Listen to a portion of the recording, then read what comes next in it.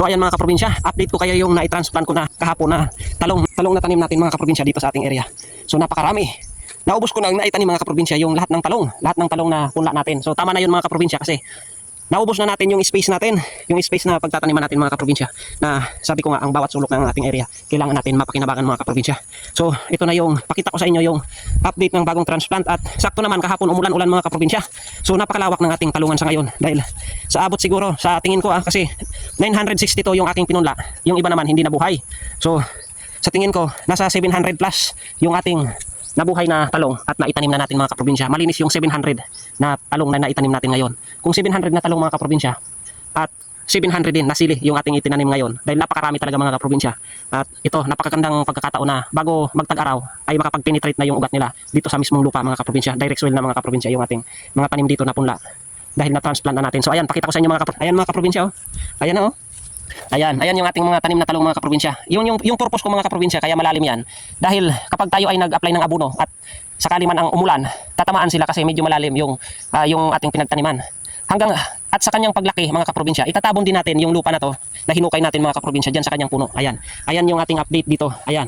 Yung portion na yan mga kaprobinsya. Ayan, nataniman na natin yan. Ayan. Kailangan talaga ng monitoring mga kaprobinsya para makita natin. At yung buong bundok na yan mga kaprobinsya, ayan. Yung buong mukha na yan. Ayan oh, puro talong mga kaprobinsya. Ayan. Buhay na buhay. Dahil dati naman talaga silang buhay dahil maganda yung ating pamamaraan ng ating pagpunla. Ayan mga kaprobinsya oh. Ayan oh. Buhay na buhay. So ikutan natin mga kaprobinsya. Oh, tingnan nyo mga kaprobinsya.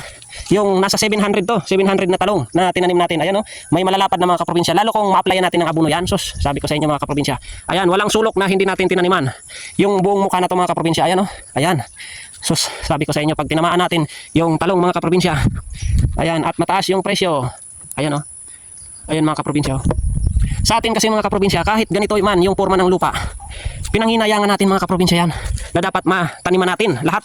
Ayan oh, tingnan nyo, kahit medyo ito yung mga kahoy mga kaprobinsya noon. Ayan oh, pinagpuputol ko dahil napakagubat nitong area na to mga kaprobinsya. Pero biruin nyo mga kaprobinsya yung ginawa ko dito sa ating area at ako ay mag-isa ko lang ginawa yun mga kaprobinsya. Ayan oh.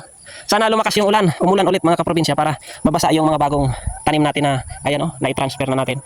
Ayan. Itong mukha na to mga kaprobinsya. Punong-puno to mga kaprobinsya oh. Ayan oh. Puro talong dito, sili naman. At itong portion naman na to mga kaprobinsya.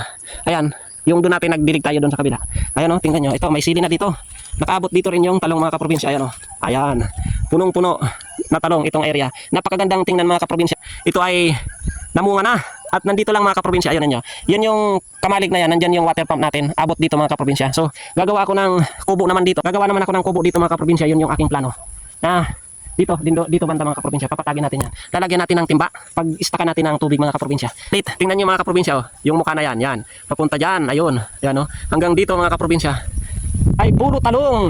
So ayan mga kaprobinsya. So maraming salamat po sa suporta nyo sa lahat po ng mga kaprobinsya natin diyan at mga ka-farmers na walang sawang nanonood, sumusuporta sa ating mga video mga kaprobinsya. Ayan oh, napakatarik ng ating area. Pero hindi po hadlang 'yon para tayo ay makapagtanim. So maraming salamat po. God bless. Peace bye. All right.